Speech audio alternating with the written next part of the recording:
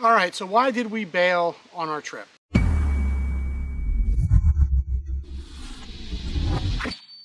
Good morning, everybody. I am back out on the trail for the day, just to get back out into the woods a little bit on this beautiful fall day, and I'd figure I'd fill you guys in on the Standing Stone Trail trip, or actually the lack thereof.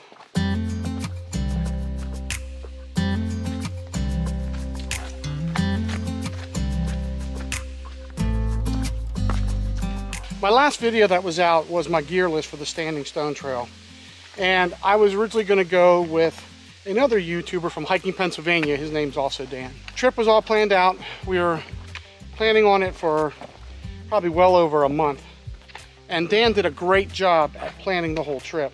We went on this trip and basically we just bailed on the first day.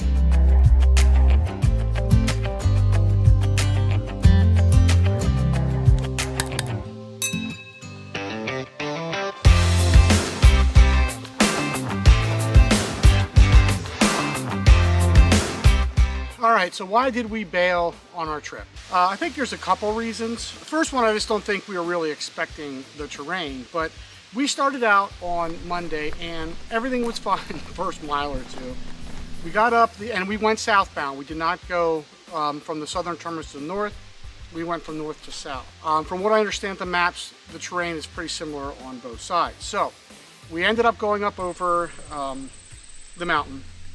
The first mountain, which is fine. It's a little bit of slow go, but we made it up.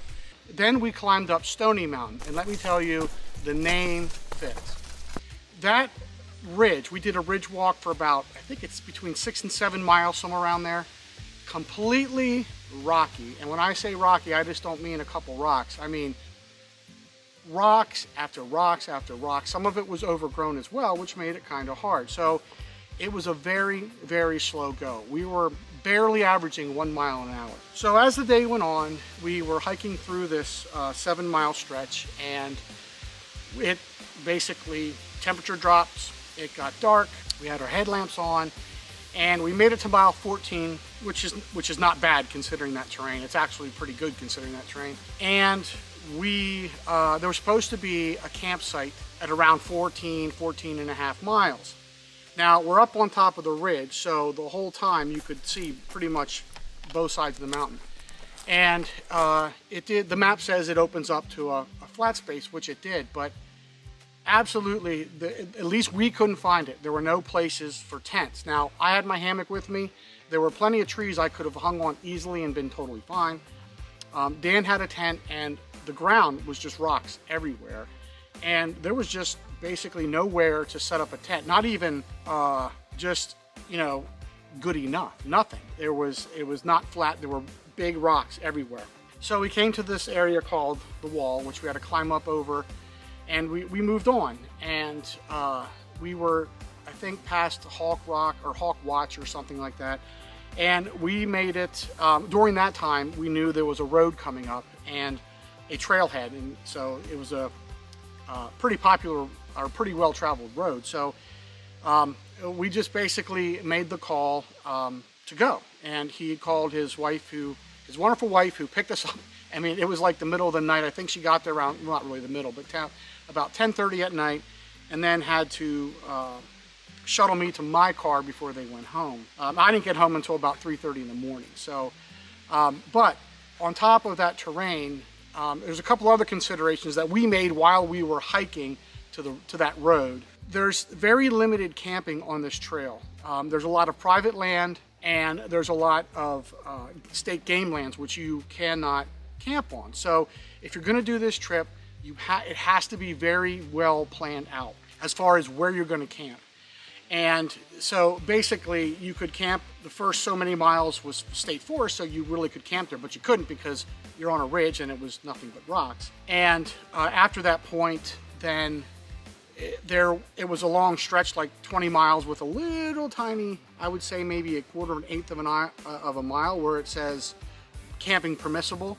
No guarantees that you can camp there, and I'm sure people have, but and then it goes on and on. There's also a 6-mile road walk as part of the trail. It's actually the trail, which I'm not a big fan of. If you're going to hike a trail, you're going to hike you know, I want to be in the woods or on the trail, not necessarily on the road. But it is limited for camping. So if you don't make it to where you intended on camping, you're going to be stealth camping. It's going to be illegal. And the map says that they have conservation officers that patrol that. I don't know if that's true or not, but they said they'll patrol it and you'll get fined or whatever. But on top of all that, and I'm sure you're all seeing this where you're at, it's a lack of water. I mean, there's a lack of water everywhere.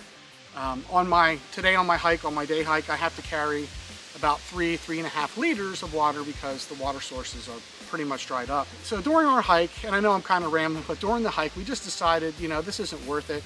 We think Dan broke a toe on those rocks because it was just really hard to walk on those rocks. It wasn't flat rocks. I mean, they were all pointy and everything else, and we were falling all over the place. So it just wasn't fun. And we just made the choice, given that you know, we're not going to make it to the next camping area, and we didn't want to walk all night. And so we just bailed. You know, we can do this another time. I think I will do this trail though, and I will do it, and do it probably in the spring when there's plenty of water and the warmer weather, so I don't have to take as many clothes, so I can pack, you know, get down to, you know, my 7-8 pound base weight and then just fly down the trail just to make it much easier. We did find the water, the one spot. We had to use my scoop and scoop it out of a puddle. I mean, that worked, but by the time we were going to make it to camp, I mean, we were working so hard, we were just drinking the water, so you have to be very careful. So other than that, I mean, we had a lot of fun, except near the end we were griping from the rocks. It was just endless rocks. Not a good trail for me. So do I feel bad? No, I don't think so. I bailed on other trips in the middle of the trip or in the beginning of the trip, and you know, that's just the way it is. If you're just not feeling it or something's just not right, you know, there's no point. You know, you're out here to have fun. You're not out here to be miserable, and if you're miserable, then, you know, do it again, try it again next time. And I did this with the Quijana Trail. I did that last year. I have a video out there. I started, I think it was like a Monday, and I ended up hiking 9 miles in. Just, I don't know, for whatever reason, I just didn't want to do it. I just didn't have it. I don't know. It was weird. I turned around, hiked back. 3 days later, went back out and did the whole trail and loved it. So, you know, it's just one of those things. So we, you know, Dan and I talked about it, mutually agreed, and we decided to come home. So that's it. That's basically why. I mean, lack of water and the terrain, and and if you know how I hike, I don't like to be overly planned and scheduled for my trips. You know, this trail may not be for me because you have to camp at certain areas. You have to make it to those certain areas, and you know, things go wrong. You know, we went to the 14-mile mark and our campsite wasn't there that we thought would be there, and at least that we could find. I'm gonna preface that with, it was dark and we had our headlamps on and maybe we just missed it, but we sure looked for it. So right there, we couldn't find it. So then what do you do? I mean, there's probably one more chance that was a few miles down the road. We just, you know, didn't have it in us. We were just exhausted from that hike. Things never go as planned, and that's why when I do my trips, I just, you know, generally think of how many miles I'm gonna go, and then I just stop and camp, you know. So those are the kind of trails that I like, where I can just hike and stop, you know, whenever I feel like it, and not have that pressure of making it to the next site, And sure, I know I'm probably gonna get tons of, you know, hate comments. Oh, that's what makes it, you know, exciting and all this other stuff. No, not for me. I'm out here to hike, relax and enjoy nature, not, you know, trying to get to be stressed and anxious trying to get to a spot. So that's just how my preference, that's how, you know, I hike. And if you like to be scheduled, that's great. You know, hike your own hike, as they say. So, but anyway, we'll do it again, try it again, probably in the spring next year. And let me, and you know, and I'm curious, I want to know, you know, I can't be the only one that has bailed on hikes before. I've done, you know, like I said, I've done it in the past. Let me know in the comments. Tell me, you know, the times that you've bailed on trips. I would really interested in finding that out, just to see what your circumstances were and what made you decide to go, you know.